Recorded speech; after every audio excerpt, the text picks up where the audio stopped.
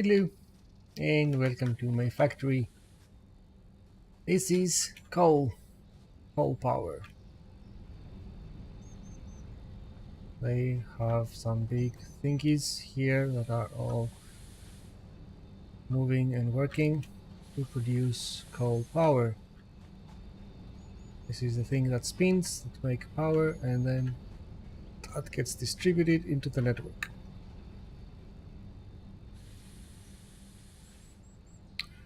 That coal comes from the mine I have tapped all the way out there, and then I've brought here, and then connected that to the power grid so that the power gets distributed. And as we can see, that's the power that currently is needed by my factory, and that's as high as I can go by the capacity I have.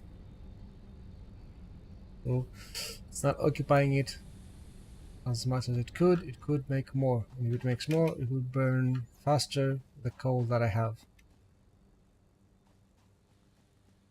So what do we have here? Well, this is a basic stuff. Now that's a stone mine that's making me concrete. Goes there. That's a copper mine that's coming down here and being smelted and then turned into wires. I don't need anything else for copper at this point. And then this is the big mama.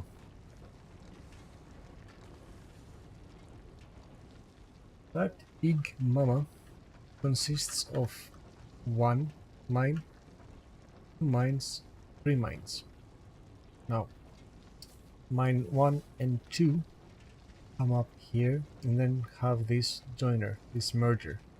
And then from the merger they go down and get split off again. However, both of them are connected by this structure here. Why? Well, because I want to be able to be placing whatever iron ore I might have and then put it here in the storage, and then from the storage it comes out, gets split off into two chunks, and then comes to these mergers. Because the mergers in Satisfactory are completely binary, it needs to actually, if it has an input from here, it will forward it. So it will take one and this will wait, while I cannot just place them here.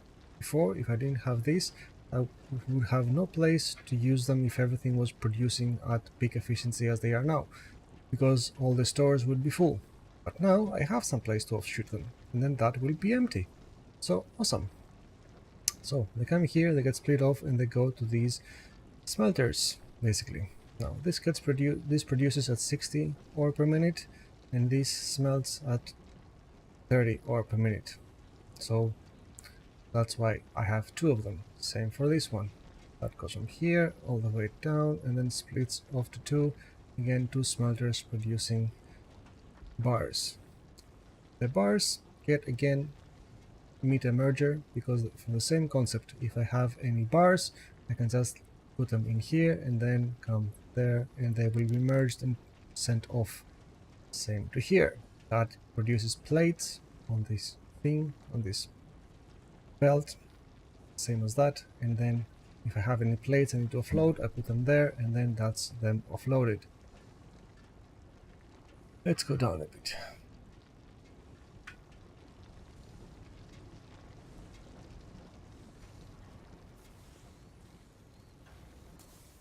So that's all the plates. That's all the plates.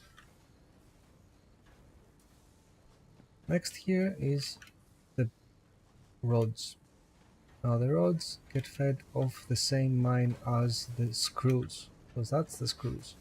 That's just mine 3. Mine 3 will just pump out to 2 smelters, and let's see the numbers. That produces 60 per minute. This smelter requires 30 per minute to produce 30 iron ingots. So that's 2 of them. And I have then split that off because these require 15 per minute iron ingot. So one mine can feed 2 smelters, which in turn feed 4 rod making machines. Now why do I have 4? Because these are just making the rod and then push out for storage. But these 2 are then taken from the rods to their screws manufacturing.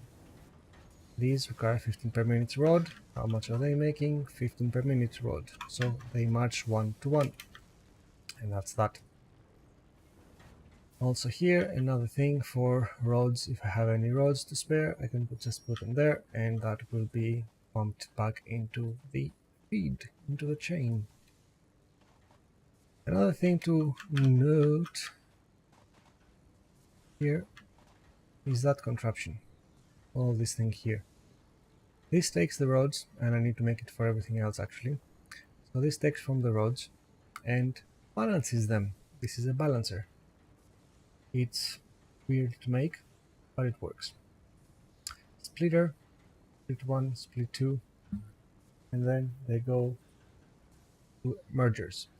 So split from here and then merge from the other one. So I have half of this belt coming here and half of this belt coming here. And then these gets, and the other half of them for these goes there, and half of these go there. So whatever happens, which basically means whenever these fills up, then all the roads will go to the other one. So these at least will not stop working unless both of them are full, working at 100% capacity, I mean. Because if that one was full and then it was just like these screws, then only one of the factories, the assemblers, would work. But now both of them will work to feed either one of them, which is cool. And I need to make the same thing for the screws. The screws, however, have another very interesting problem in that they are made at 150 per minute rate. However, my belts at the moment can only support, and you'll find this here when I find them, they are only 60 resources per minute. So that's why basically these are right now throttled, because I cannot offload these fast enough. That comes with a later tech, of course, and then it will not be a problem. But even with that, that's getting full pretty fast. Of course, that's also for that one and that one. Yeah, I'm trying to pump them out so that I can prove the point. Whoa. Take all.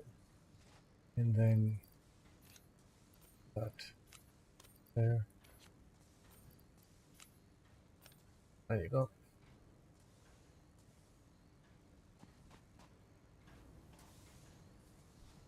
Yeah. That's the thing. I need to build another balancer. And this balancer actually turned out rather well, because if you sit here, you find that the roads, skip it. It doesn't actually touch anything, which is awesome good. Awesome cool. And the same thing happens here. These do not touch. There is no clipping going on. Ooh, come. Up. Nothing. Don't touchy. No touchy. So that works great.